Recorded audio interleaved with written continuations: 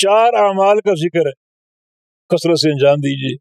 روزہ تو ہے ہی ہے، 7 رات کا قیام تراویح کی صورت میں، اور وہ پوری پڑھیں۔ پھر 7 صدقہ، نبی علیہ السلام کتنا مال جمع کرتے تھے ماہ سیام کے لیے۔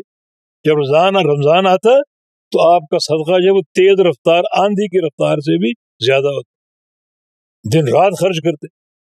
اور چوتھا قرآن پاک کی تلاوت، یہ پوری رات، دن بھی اور پوری رات خاص طور پہ تلاوت قرآن ہوتی۔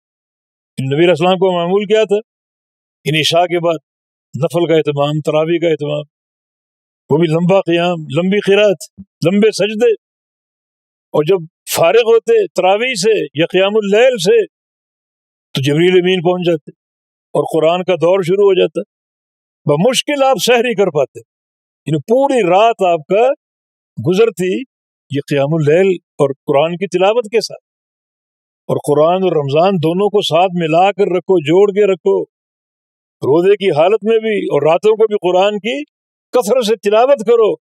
رسول اللہ صلی اللہ علیہ وسلم کی حدیث ہے، ان الصیام والقرآن یشفعان للعبد یوم القیامہ، روزہ اور قرآن قیامت کے دن مل کر بندے کی سفارش کریں گے۔